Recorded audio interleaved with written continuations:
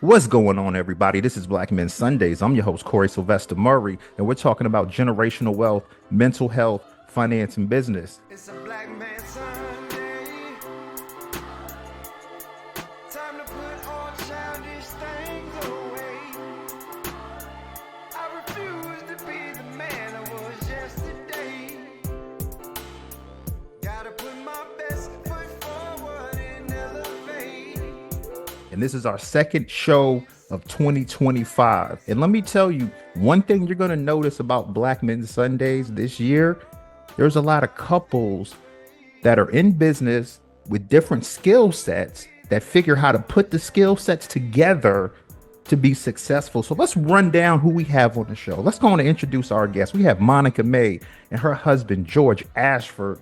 They're the owners of the CB Bistro Jazz Club, but they started out as CB Catering. Everyone knows in Orlando, our show's worldwide, but people in Orlando knows Monica May, star 94.5, producer and a host. I know I listen to her in the evening on Sundays, and I hear she's on 6 a.m. to 8 a.m. on Sunday mornings, but it's a little rough for me getting up that early after my Saturday nights. But this sister here, outside of being in the radio industry, this sister has Monica May Communications. She's a image consultant for pro athletes. She's a media coach. When we talk about being in the community, being engaged, because Black Men Sunday, we do our turkey drive, but we're trying to take our game up to the next level like this sister has been doing. She's a community affairs expert, and she's the founder of a 501c3 nonprofit, Let's Spill the Tea, Inc.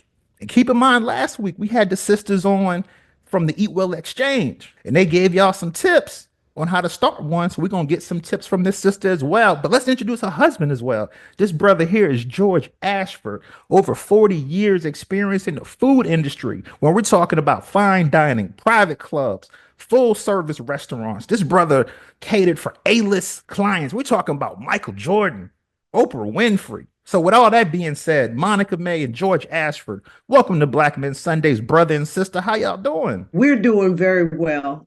Very well. Glad to be here. Definitely. Thank you for inviting us.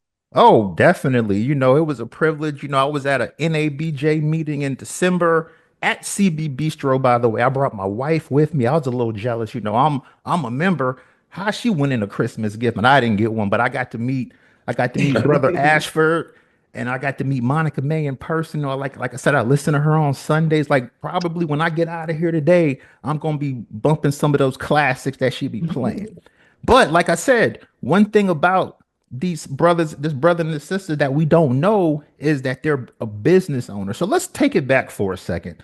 Because Monica, what I want to know about you is, let's start off with your community affairs, being an expert with that. Let's talk about, when we talk about business ownership, because this show is about generational wealth. We're going to get to CB Bistro in a minute, but I want to talk about this Monica May Communications, because when I'm watching TV on the networks, some of those hosts have their own communication companies bumped into the network.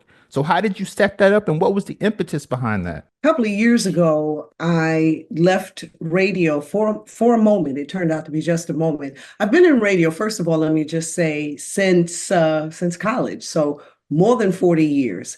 And I've traveled the country doing it. For the last 13, I produced and hosted Tom Joyner's morning show. And what happened midway through that was that they moved over to another comedian, and then they went back to Steve Harvey. And I saw what was happening. This is a community-based city where we want to see you, we want to feel you, we want to know that we can reach out and touch you. It's almost like when I was back in the day booking entertainment, when we went from live bands to just track artists. The public didn't really like that because they want to give the drummer some, if you know what I mean. So that was really the feel that they had. And when the other comedians didn't make it into the market or felt a little bit untouchable or weren't as directly for Central Florida information, it began to be an issue. And I knew that we were about to go into tumultuous times. And I just didn't want to laugh, be part of the laugh track. I'm about saying something and meaning something. So I decided to come off the air and start Monica May Communications. I bought my name years ago, and just decided to go full speed ahead. And so I produced a show called One Take Live. It turned into a podcast. And somewhere along the line, this new program director that came into the Central Florida market heard about me in the community. Matter of fact, community folks kept coming up to him and like, where is she? What is she doing? He called me and asked, what did I want to do? Well, first of all, if I wanted to come back on the air. I wasn't too geeked up on it because what was I going to do? I didn't want to be a DJ. So he said, well, what do you miss the most? And I said, listen, I talk for a living, and introducing business and like we're doing this evening, talking about generational wealth. That's what I enjoy. I enjoy having conversations. So they named a show, Monica May's Point of View. Community Affairs is always on early in the morning. They extended it after 1 week to 2 hours. And people now, 2 years later, call me to get on the show. And while we had one this morning with 5 different guests. So I'm breaking these segments into 15-minute pops to make sure that everybody gets on. So you mentioned the Eat Well Exchange. I had both of those sisters on this morning. And then we went from educating the community about health and wellness, with the thyroid piece is what we were talking about, to talking about, this is National School Choice Week. As Black people, we don't know that you have a choice, especially here in Florida. You have a choice about what school to send your child to. It does not have to be a zone school, and you need to fight that all the way. So we talked about the different regimes of school, from public school to private. And then we talked about the fact that Yolanda Adams is coming to town to support a Need to Read program. And we also talked about a couple of other things. A mother-daughter tech duo is introducing an app during the Zora Festival this week. So there's so many things, and you have to be able to flip your script to be able to accommodate and achieve conversation and make it flow. Because my show is live. I don't have a second chance to get it right. And that's why I even call the podcast One Take Live, because I'm not editing like you, big dog, or if you, I don't have that. I don't want to do that. I want it to just be flesh out, go. Let's just go. And I met my husband really on a blind date like 11 years ago. And his thing was supporting me with that nonprofit. And we decided to get where you came to that day, that CB Bistro. And we've made it through the pandemic, and it's turned into a full-fledged jazz bistro at this point. You're a media coach. Let's talk about some of the clients that you were able to get. I think people just know what to expect from me because I've been in this area. Now, I would love to branch out a little bit more with the athlete piece of it. We started that years ago. Nick Anderson, Penny Hardaway, there were a lot of folks that we worked with, and we branched off into commercials and actors. And now I'm actually doing it more so with young people too, especially after this pandemic, Corie. Our kids, oh boy, we're behind the 8 ball so fierce that it's more important now. So I put the athletes on the back burner for just a moment to really focus back on our kids and getting them to be able to move to the next level, with communication being key. Let's talk about your 501c3 nonprofit. Let's Spill the Tea Incorporated. What is that, and what was the impetus of you setting that up? Thank you for asking. I was asked to speak often around the country, but years ago, I was speaking at the Beta School, and Beta is a school for teenage pregnant moms. And I realized that over a year's time, I began to see some of the same girls. That should not be, because these girls are 15, 16, not even up to 17. And so I said, they need to hear some stuff. So I got there early one day, sat in my car, and took out a legal pad and wrote my life story from the time I was 12 up until that day. So I synopsed it, and I did it in third person, so you didn't know that I was speaking about myself. And I talked about the many pitfalls, meeting those brothers under the tree when I got to college, and how derailed I got, my lack of self-esteem, my lack of communication skills, just not being assured of myself. And I talked to them about teenage pregnancy. I talked about breaking a generational curse, because the same thing happened to me, but I needed to stop it in its tracks. And I talked to the girls about the importance of that. That turned into a conversation that I had with my own daughter when she was 13. And that started this tea thing, because I felt that if I could read this letter, she hear the letter and not lose respect for me, but in fact, cry and embrace me and say, man, I knew that you had gone through a lot. I didn't know it was like this. And she still loved and respected me. I said, well, we could teach other moms to be able to sew into their girls. So the slogan, Corie, is Moms, your past can save your daughter's future. And when I met George, we both knew that we had some synergy there. Besides falling in love, we knew that we could find space where he could have the kitchen and I could have the front of the whatever edifice it was going to be. And that's how we came upon the CB Bistro location that you came to, because that's where we have our intimate tea meetings. And then we go over to like Valencia and other larger spaces to do our retreats and teen summits and things like that, where we bring in over 100 mothers and daughters. So it's all about telling the truth to your daughter, and dads are involved too. So it's a win-win for families. Got you. And from a business point of view, how did you set up your nonprofit? Did you have a lawyer do it? Did you do it? Like, what steps did you take to set it up from a business and a financial perspective? We actually did get a lawyer involved, and George and I did that together.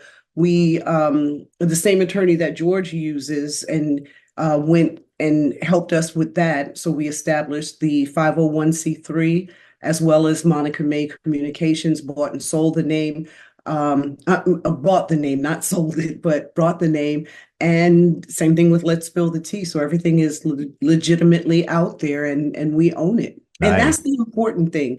They say you can do it on your own, but we chose to go ahead and pay that legal fee to go and have it done. So we know that, it factors in, and he really keeps us on track with everything. And then I've hired a consultant who helps him, because that attorney puts you on track to get your paperwork set up, but you do need to work with a consultant if that's not your thing. And it's not necessarily mine, but I work with a consultant who keeps me on track, and because there's quarterly paperwork, there's a lot that's involved with it. So I do pay someone to help keep me on track with stuff. That's great information. All right, George, I'm coming to you now, man. 40 years experience in the food industry.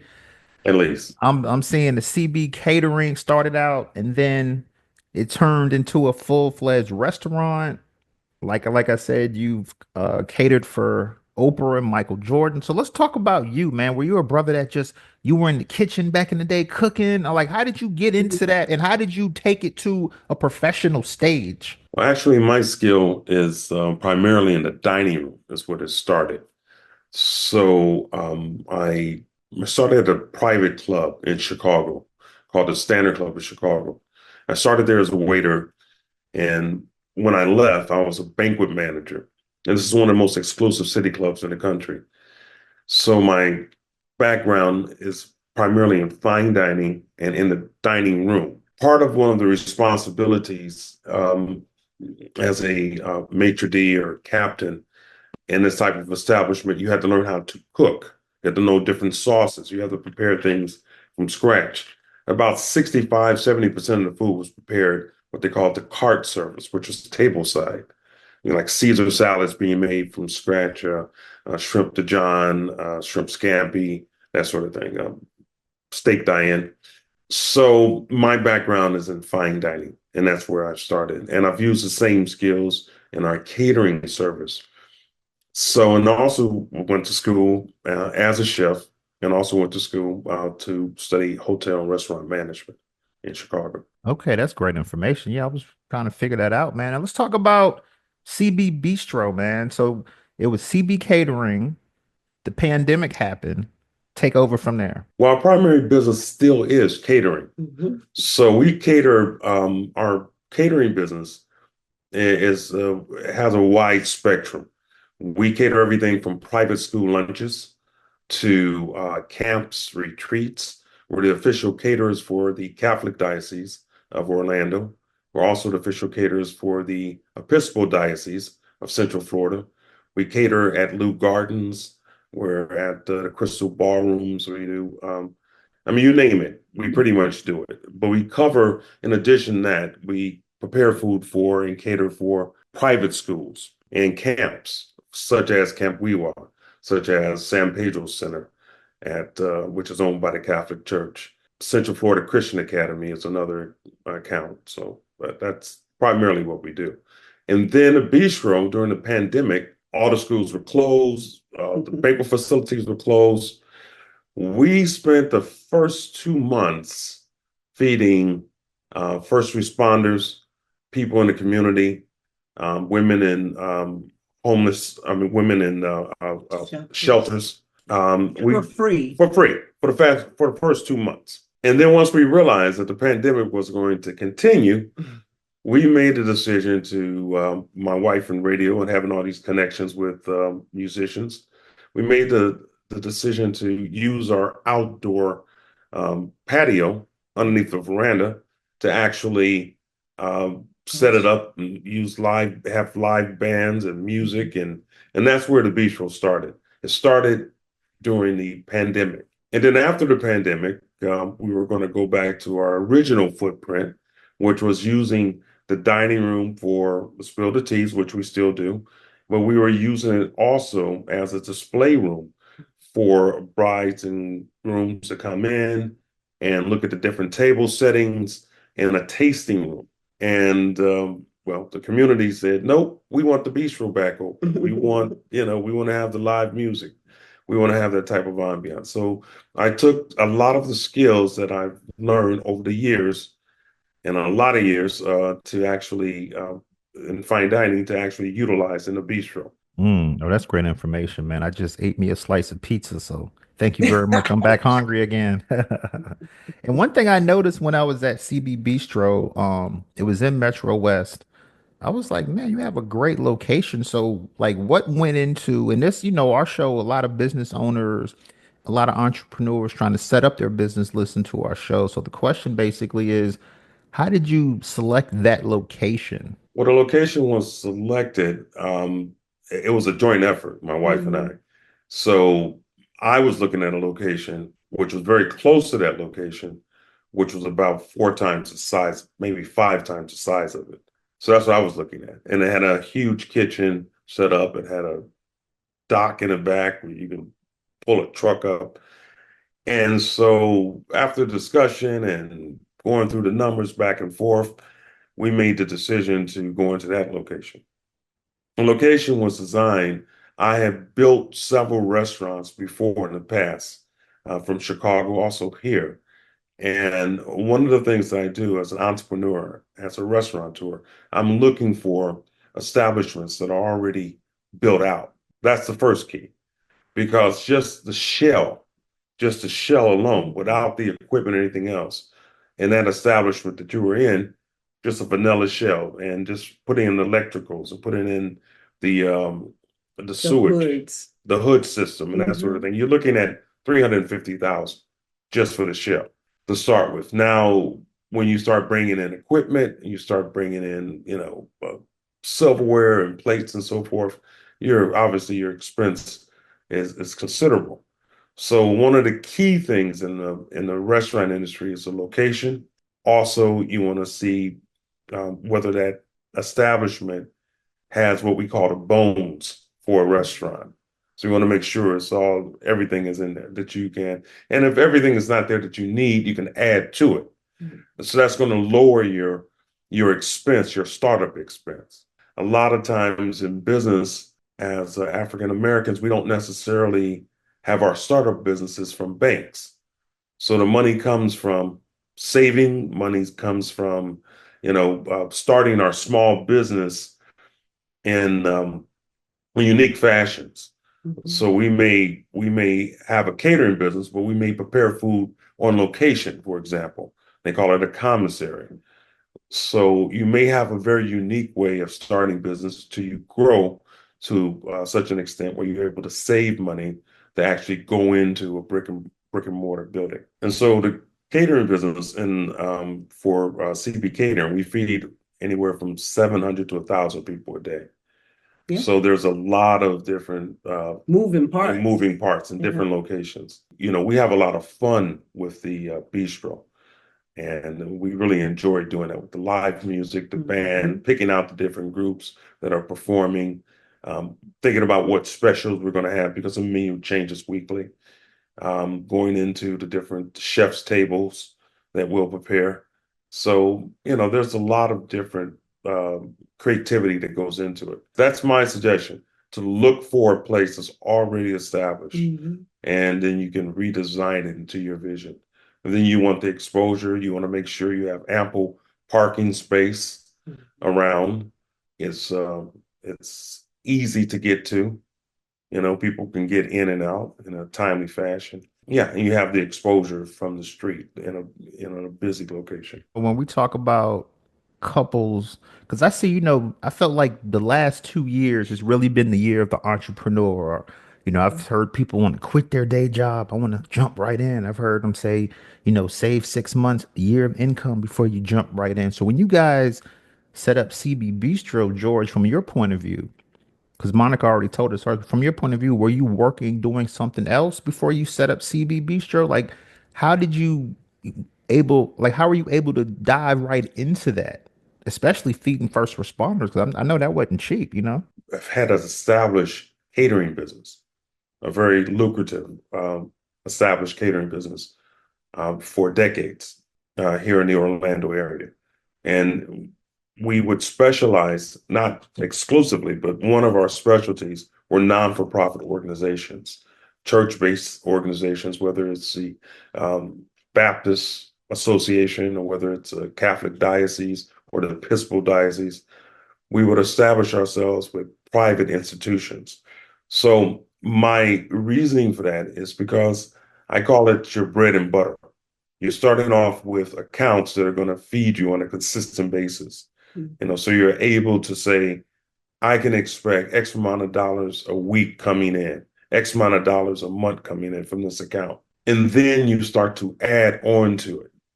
So the bistro, I would rent various kitchens throughout the city of Orlando, surrounding area, and we would cater out of those various kitchens that we would rent, and it was very lucrative. We fed hundreds and hundreds of people a day. But we realized it made more sense to have one central location. So to service all of those meals out of one place. And then we also still do things on the east side for San Pedro and in other locations. Right. We still have two other corporate kitchens because of the size of our business. But it gave us an opportunity to have as my wife said, to have a centralized location where we're able to operate 7 days a week, 365 days a year, whatever we wanted to do. And that was made the most sense, most logical sense. Corie, when you talk about generational wealth, let me just add that our family is able to run our business. Our son manages the food. Actually, our granddaughter manages both of our companies, and our son does most of the work for our catering business. And it gives George and I a chance to just create more and build on what we already have. And I would like to say that through the years, all of my children, most of my grandchildren have worked in my businesses. Yeah. They've actually grew up working in those different businesses. So they were able to see firsthand hard work, dedication, complete the task, do it right. And, I would have like my grandson, Papa, can I get this? You can get whatever you want. You're going to go to work. Yeah. And if I ask them one question, what is my philosophy? If you don't work, you don't eat. It's just that simple. You got to come to work. You got to put in the time, and you can, you want to feel good about the money that you're earning. Yeah. So that's kind of like what we do. But my daughters, my sons, I can go on, have worked in the business. Now, many of them worked in the business and they don't want anything else to do with it. That's great. but They've touched it. they've touched it. Yeah. But I have two members of my family that are doing, like Taisha, for example. She's our office manager. It's my granddaughter, and she runs my office as well as Monica's. And she has her own business, but she's able to facilitate those different skills for us also. And our son, being the kitchen manager, he runs a huge part of our operation, like at CB Bistro, for example. He'll run the food, he'll order, do whatever's necessary. And then we have managers at different other locations to order, to oversee everything. I'm gonna let my brothers engage with you guys for a moment, Okay. but on the back end, after they're finished, I want to talk about some tips for couples that want to go in business together. So I'm Ray calling out of Rockledge, Florida, so not too far away from Mhm. you guys. So my question is to both of you, regarding like community impact. What has been the most rewarding part of your work, and what are you the most proud of up to this point? That's a question for both of you. I think for our business, for the catering business, I was most proud of us during the pandemic because there was so much food that we had that we weren't able to use for what it was allocated for. So we didn't let anything go to waste. We started YouTubing cooking sessions. George is amazing on the other side of the camera. He has fun with it. So he was teaching folks how to make steak, how to make all kinds of things. We brought in students from international groups, and they had cooking sessions there too. We fed, like we said, the first responders, and there were times that we were able to get food out to people who weren't going to be able to afford it because they weren't working. So that was just a good feeling. And then throughout the years, it's been 11 years now that we've been together, he has assisted me with Let's Spill the Tea, because we make sure that at every tea, these kids, these moms, they're getting fed. So we do community givebacks, and George is always taking care of someone's nonprofit, either for a reduced rate or nothing. And we're careful about it. Benevolence sometimes can make you go broke, but we try to service our community as best we can. And also, one of the components of our catering business, especially when we're feeding students, if you will, because if you're feeding 400 or 500 people for students, or even the extended catering, you're going to have food left over. And what do you do with that food? Well, most restaurants and companies throw that food away after it's prepared. But we started something that we call family to family services. It's not a non-for-profit. It's basically just a self-help type of operation. And we have food that's left over. We put in sealed foil pans, and we freeze it, and then we give that food to organizations that have been trained in food handling. And that's one of the features of what we do.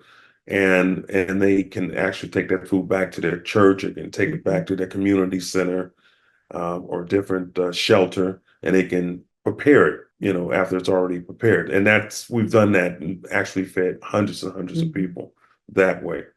Another aspect of our business, we have what we call a food scholarship. A lot of the private schools, not mentioning which, but a lot of the private schools would actually give scholarships to a lot of Black athletes.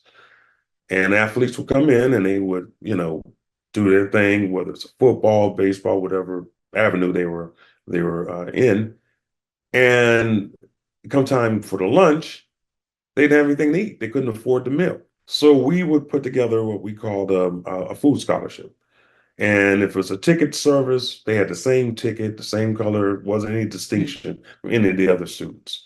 And we would just basically give those tickets to the coach and the head coach, and the coach would disperse them to the students. Because I wanted to make sure that everybody ate, that they had a meal too. And if they couldn't afford it, that's something that we wanted them to be able to participate in. It's essential. So, that's our give back with our company. And if you're talking about give back with my wife, we'll be talking all night. I will tell you, we'll be talking all night. Let me add So, one more thing in there in terms of a give back. There was one local organization who wanted us to do a cooking class for some young men.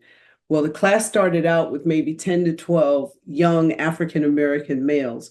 By maybe the second or third week, we started, that number doubled, and then we right. got girls to come in, and they began bussing over like a van load of these kids. Not only were they getting real live cooking lessons, but George put together a Black history piece for them. So they were learning economics, they were learning African American history. They were being taught so much that by the end of that year, they vowed to come back. So we love doing that part of it, giving back to the community that way too. So It's one aspect of being able to actually cook the food, and that's extremely important, obviously, if you have a food service business. But it's a business. You have to know your labor costs. You have to know your yeah. food costs. So he was teaching them all of You have that. to know the storage. You have to know the history of the food. You have to know the supplies, where your supply chain comes from. So that's the back end that we were teaching also. And then Monica would teach etiquette. She would teach different life skills, dress for success, Communication skills. You know, I was big on that, Corie. how to actually interview, Mhm. how to actually come in and, Get a job. properly interview, so that you would get the job that you're seeking. Mhm. So these are some of the life skills that we were teaching. We were going back to basics and really getting deep into it. I mean, we went back to Africa. We No, went he back to did. talking about Massa Musa. It was the richest man that ever lived. And these kids were just like, what? And they were soaking it up, and it makes you feel good when you see them in another setting. Corie, I saw these kids for something that we catered for at Valencia College, and this was through It's a Noble program, Noble program, and Noble is Black police officers national program. program. And so some of our kids were in that program. Their listening skills were amazing. They're being able to hear the question, answer the question. These are the things that George and I taught them, and they did so well, not even knowing that we were in the room. So that's such a good feeling when you know that your skills are not going in vain. And when we would see the kids, once they recognized that we were in the room, they would walk up, Miss May, Mr. George, how you doing? And Yeah. they would have this, kind of conversation. So Yeah. yeah, it's very rewarding. Yeah. Thank you guys so much. That you guys juggle so much and have achieved so much.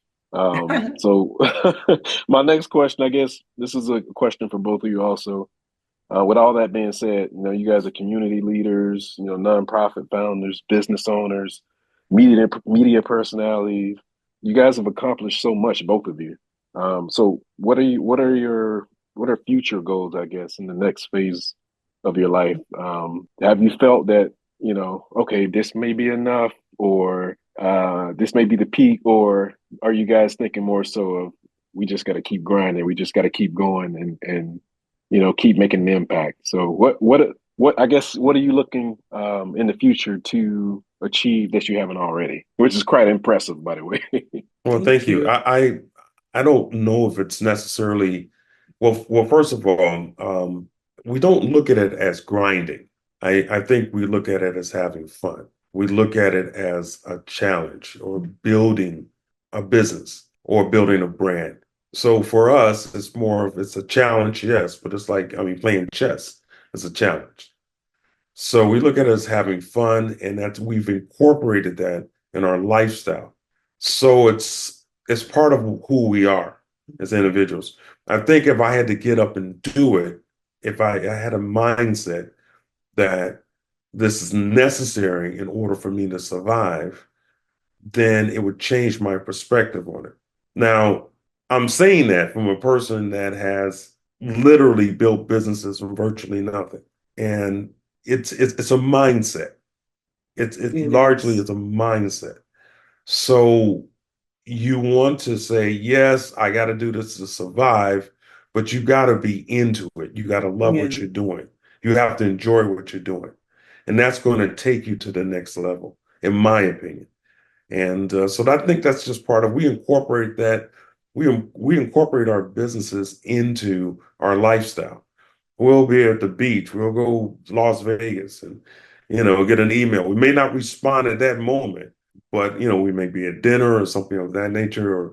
But once we stop and once we kind of regroup, and say, hey, I'm going to just respond to this person. And we just kind of do it while we're doing what we do to enjoy life and to enjoy each other. First off, my name's Kalali Dogbe. I'm out of Southern Maryland, Calvert County, Maryland. First of all, I just want to thank you both for spending some time with us to share some information with us. I mean, it's been a wealth of great information. I just been sitting back here listening. You know what I'm saying? So Thank you. really do appreciate it. One thing that caught my attention that you said was, just the piece that here you kind of towards the end about generational wealth and getting your children involved and playing a role in your business. And you may have already answered the question in the process of answering Ray's question. But my question is, how do you make your kids interested in your business? Because sometimes when you have a business, like your kids aren't interested in what you do. They want to go do something else that is not necessarily related to the business. And so sometimes because of that, they don't pick up the skills that allow for generational wealth to be passed on. Really, that's generational knowledge about how to build a business or how to carry on the business, or because they're living a different lifestyle than the one you're living. You know what I mean? They don't see it as important to what they're doing to kind of carry on what you're doing. And I've seen this happen, not only with black Countless families, times. but with all families, with white families as well, where it's like, I've seen it happen with millionaires where they'll have a business that they've built and nobody in their family really even wants to pick it up or carry it on. So how do you ensure that your kids stay interested and stay part of that lifestyle, and so you can keep that generational knowledge going and that generational wealth? So let me ask you, have you ever been to a Chinese restaurant carry out and seen maybe a couple kids sitting there doing homework? Yeah, yeah. A couple of their kids doing Yeah, homework. the kids would be, yeah, The owners of the Chinese restaurant, which happen to be Chinese. yeah, yeah, You've yeah, seen them doing the homework. yeah. And it's interesting because they are literally, it's a mindset. So even if I'm learning, even if I'm going into, let's say I'm going into the radio industry, okay, there's certain business skills that can be transferred to that industry. You're learning what your cost factors are. You're learning what it takes to operate a business. Whether you have a studio, you have guests coming to your studio, you know that the restrooms have to be clean, you know that the place has to look a certain way. You're transferring those same business principles to whatever business you're going into. So that's one advantage. Even if they don't go into the restaurant business, they know how to balance a budget. They know how to look at the documents and say, wait a second, This this isn't is, right. yeah, this much is going out and this is coming in. This is not making sense. When you look at different cultures expose their children to business, whatever business that they're in. They expose their kids to that. And the kids have that sense that they're able to learn that particular skill or go on and do something else. But that same kid that may grow up as sitting in that Chinese restaurant may grow up to be a doctor one day, but he's going to own his own practice and he's going to be able to transfer that mindset, if you will, of ownership. He's going to be able to use those same principles in his medical practice.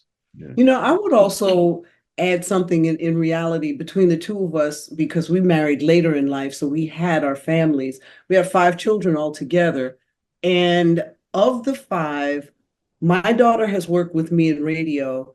She liked it. She wasn't interested in the on-air piece, but she was interested in the marketing piece. But she understood the skill set, the mindset of having to get up, show up on time, be ready, and be prepared. So she learned that. of George's four children, one has really taken the interest and grown with it. You can't force them all, but you can certainly show them. I can lead you to the water. I can't make you drink.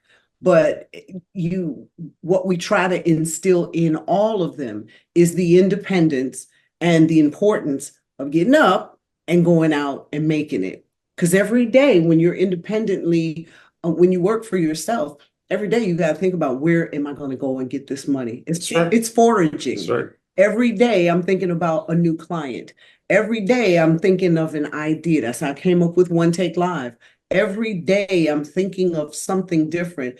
And our kids are basically, they're thinking about that too. I think all of them are entrepreneurs. Mhm. Yeah. Even because he has two children in Chicago, they're entrepreneurs. And everybody thinks like that. And it's so funny because I never considered myself to be an entrepreneur. But then when I thought about it, yeah, I am. I've worked for myself forever. It's rare for me to. I punched a clock when I lived in New York and I hated it. I hated it. Now, coming into radio, I could show up on time for my air shift, but a perfunctory 9 a.m., that was just so boring to me. So you meet somebody where they're born, and you just help them, lift them, show them, and they have the choices to go do whatever they want to, but you've shown them. And like he said, it is cultural because those Chinese kids didn't have a choice.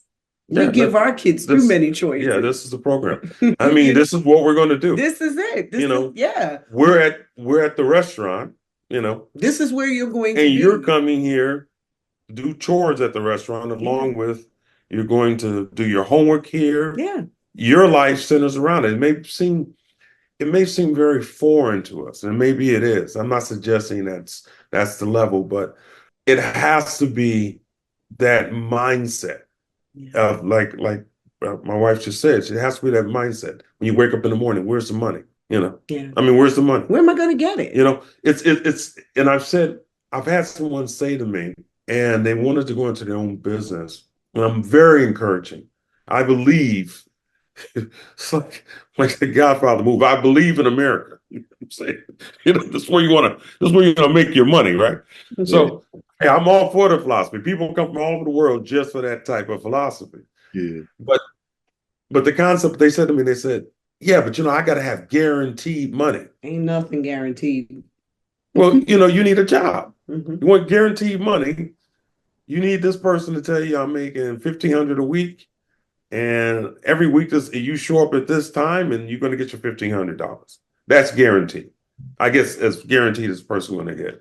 But for entrepreneurs, we don't live a guaranteed life.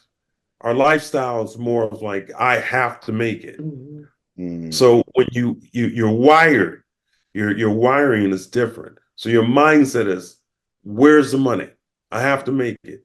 Even when you have, and they say have enough money, I don't know what that is, but even if you have,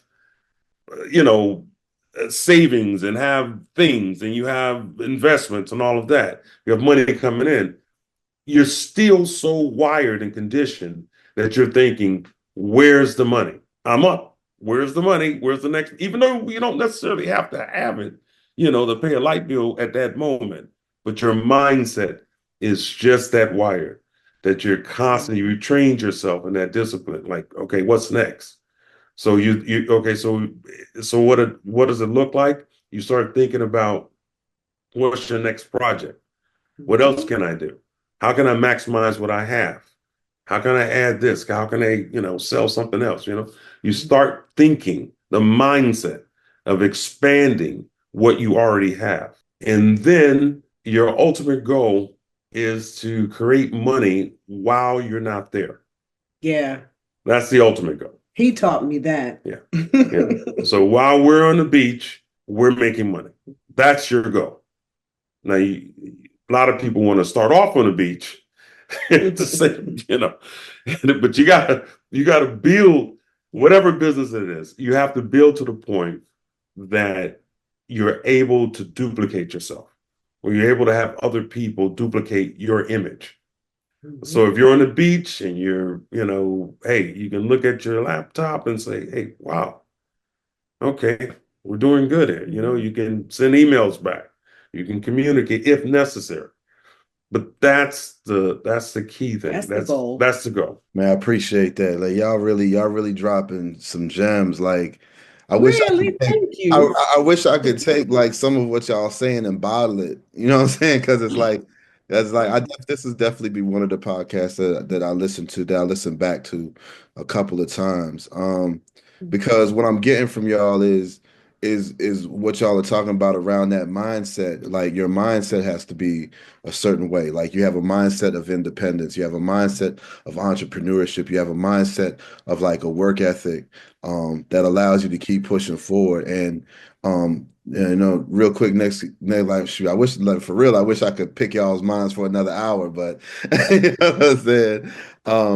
The next question I just want to ask, and this is my last question as well, is how do you I guess how do you leverage that? And you've been talking around it the whole time, but how do you leverage that mindset or those mindsets to really find the thing that you're passionate about, giving to the world, that you're passionate about, using as something that you're going to pursue? Because what I'm also getting from y'all, that energy that I'm getting from y'all, is like an energy about being passionate about the things that you're doing.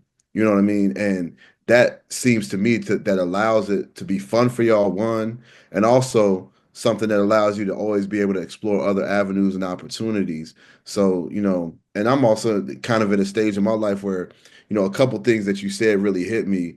One is I'm in a stage of my life where I'm trying to figure out how to make my dollars make other dollars. Like I can go work at a job and get money, you know what I mean? But how can I take those dollars and make them make other dollars? And how can I find a thing that I really want to be passionate about, and a certain kind of build that well, build that enjoyment out of, because you said it's a challenge, but it's more like fun than it is like, being a grind. So there's a question in there somewhere. I hope you were able to. No, I understand. I definitely understand. My suggestion is, I hate to use a real life person, but so one of our grandkids, she went to school for engineering at UF, and brilliant, brilliant child, brilliant. And so she had a community of folks, counselors and teachers and all sorts of, I mean, really reputable people, just saying, hey, you should be an engineer. And so I'm questioning her. She's a great, anything she puts her mind to do, she can do. But in the process of that, I'm looking at her writing and her creativity and what she enjoys doing, how I mean, absolutely magnificent it is, and how easily it flows from her.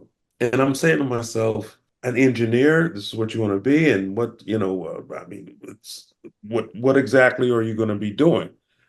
And once we got into the discussion, she realized that she's doing it for other people. She went into that career for other people. She went into that career because that's what she felt was, the expectations of others. It's not what she wanted to do. Often what you want to do and what you're very good at doing, of our mindset, Or society. society has conditioned you to think, I can't be a director. I can't go into radio. I can't go into, I can't go, whatever creativity that you may have, I can't do it. There's so many can'ts that are put in front of you. So we have to recondition how we think. We have to start thinking in terms of how we can do what we're good at. Once you find that thing that you're really good at, and there's something that you're really, really good at, there's some brothers that can they can take an engine apart, You know what I mean? Take it all apart and lay it out and put it all back together. Yeah. I couldn't be, my mind could not work that way. I mean, it would take me like 3 years. You would be looking at it like, what happened here? My mind doesn't think like that. I'm not interested in that. But if a person has that passion for that specific thing and they have that type of skill set, they need to follow the passion Yeah. Follow that skill set, because if it comes easy to you and you're passionate about it, you're going to be able to do it in a much more smoother, happier way. You know what, Kila, I would also tell you, what is the one thing, and I know you've heard this before, what is that one thing that brings you joy that even if you weren't making money doing it, you would actually do it? Kayla, what I want you to do and what I want everybody to do who's listening is to really go inside. Doesn't matter what anyone has told you you're good at. What is the one thing that you enjoy doing?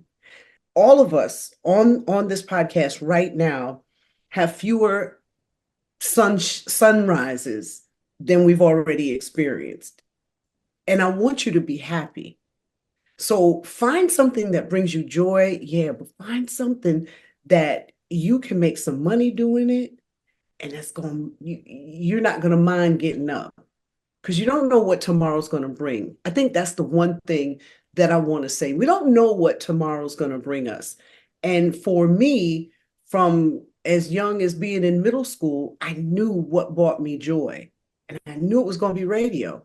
But when you sometimes tell people what it is you want to do, they may not see that you can do that. So they'll try to put every roadblock there is or put things in your head.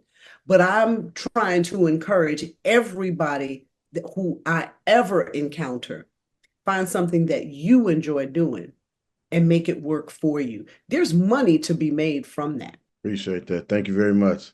Definitely Yeah. appreciate that. I'll definitely give that a lot some thought. Thank you. Do that, please. I'm gonna ask y'all the hard question now. Are you guys Mhm. enjoying yourselves on Black Men Sundays? Oh, Yes. absolutely. Yeah. And you know, this Absolutely is so. different for George. He was not, and I'm gonna be honest, you are very good at telling your story. So you need to do this more often. He was not looking forward to this. And the interesting thing, No, it's not I'm because of you. no, Absolutely not no. because of you at all. No, This no. is not his gig, you know? And so I had a dilemma in between point of view this morning, and you don't have to record this for listening, but in between point of view this morning, I usually go directly, excuse me, into voice tracking Soul School Sunday. But I made a commitment to Valencia. I'm part of their Black Advisory Committee, and every quarter we go and worship at a different church. And we chose, the church of my choice. And the service, they had a guest speaker, and she took us an hour over. So I was like an hour later getting back to the station. So when I tell you we were narrowing it down, I'm like, please go ahead. And he was like, is it really today? Do I have to? And No, I'm no, like, no. no. But because this is not his thing. It's really not. So I'm so proud of you. Well, thank you, I'm sweetie. so proud of you. Appreciate it. That Chi-Town in him, you're from the Windy, so you know how the brothers from the Windy be real cool like that. But yeah, but before we let you guys go, I have a couple more questions. For couples that want to go into business together, like, I kind of prefaced it in my intro. This couple hasn't come on yet, but I have a couple coming on where the husband is a builder, the wife's an interior designer. I have other couples I'm not going to mention, but mentioning you guys made sure that, Monica's talent and George's talent mesh so well together that you guys are able to run a successful business. But, for brothers and sisters out here that are saying, okay, I don't have a defined skill set like they do, but I have a skill set. My husband has one. What tips can you give on figuring out the skill set and establishing a business? You want the real answer, or do you want Oh a no, mushy this black man son. You want that real deal over here? Let's go. from a black woman? I'm gonna tell you, every day is not a pretty day for us in business. And when we first started, I had to define what my role could be with his business. Because, yes. Everyone says, y'all make it look so easy. That's because we have had to redefine and realign our lives to fit our personalities in our business. I am not the admin person. So I wasn't good at that part of it. And it caused a lot of friction. And I got to tell you, one day I just said, listen, do you want me as your wife or do you want me as your admin person? I'd rather be your wife. So we had to find an admin person to really keep us smooth and going that way. Now, the entertainment piece that's my jig. So I can book a band and I can find some talent and someone else can do the flyer. I'm not good. I stay in my lane. And when he started to understand that my lane was where Monica May is good at, he allowed me that freedom, that flexibility.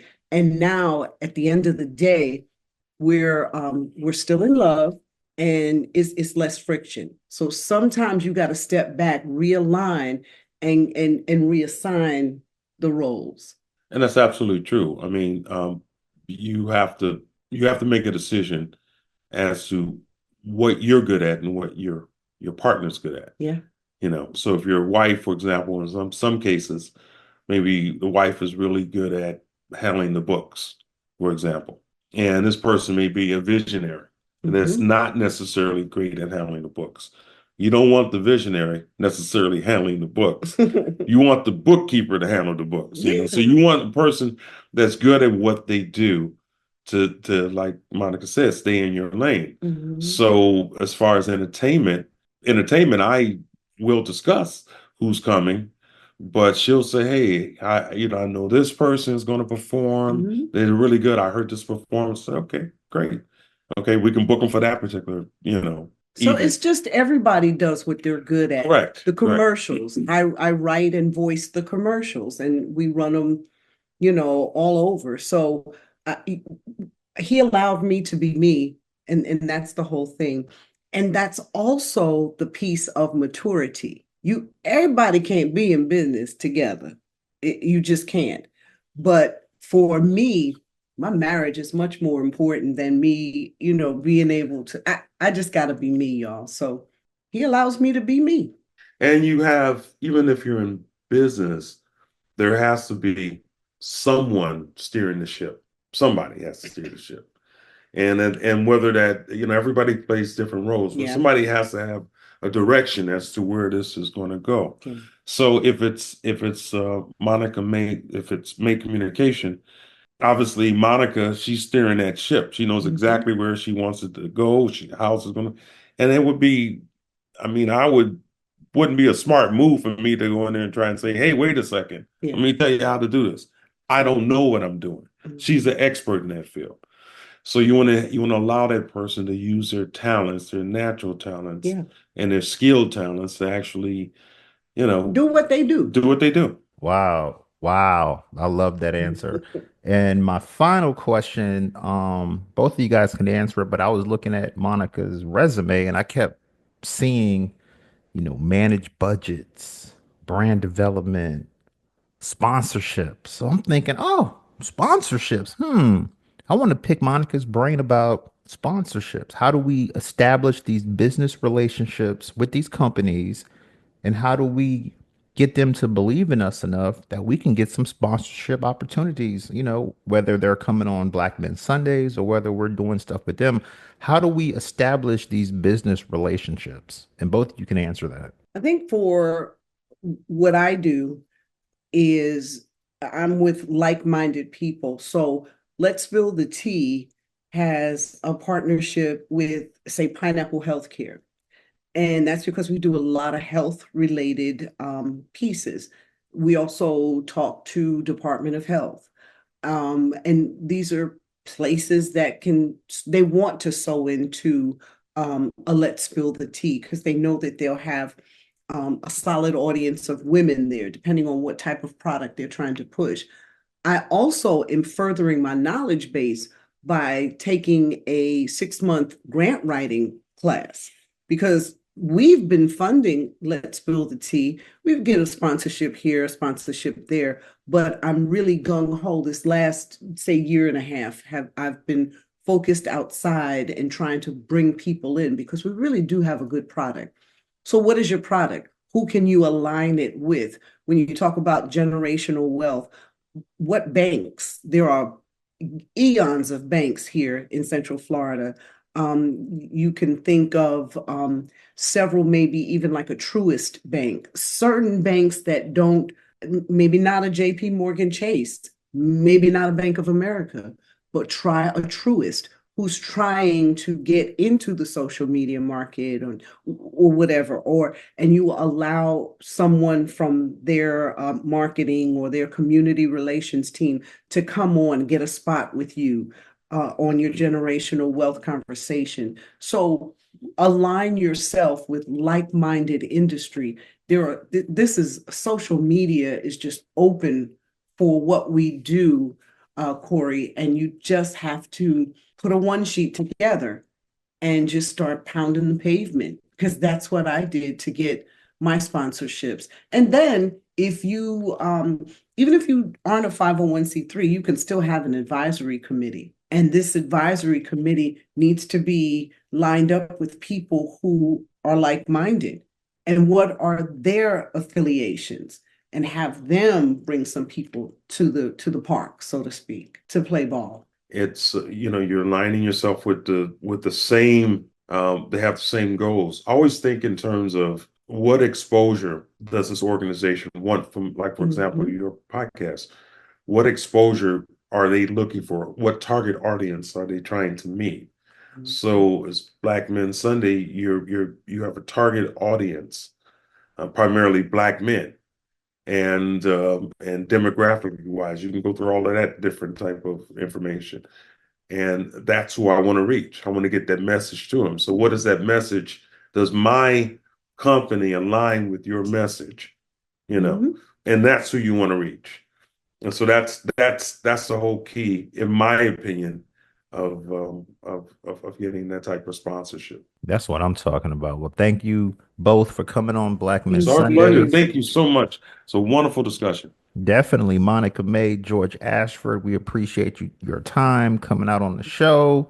I was wondering, Monica, how you coming on the show and you like on from 5 to 10, but you told us. So thanks for that great information. Like I said, when we talk about spilling that tea ink, we're gonna have to do some more research on that. So make sure y'all look that up. And also, CB Bistro, do you guys have a website? If people want to check you guys out, how can they contact the business, or if they want to come in and eat, like how can people contact you guys? So one of the quickest ways, you can Google one of the best jazz club in Orlando, and we'll pop up either the first one or the second or third within that bracket. And it kind of fluctuates like that. But you can Google us directly. You can also call me directly at 321-229-5786. And we will send you a bling card, which will give you future events and give you like a whole spiel of. And also CB Bistro on IG. Got your mouth. And finally, because like I said, I've been there twice. I've been there for NABJ meeting, and then I've been there for a political party. So, it's not so, for people that are saying, hey, what about if we want to book it for a day? Yes. Yeah, you can. Yes, you can. Okay.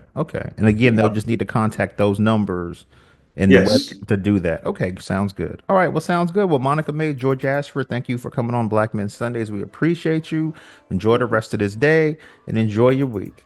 Thank you so much for having us. It's a Black Man Sunday.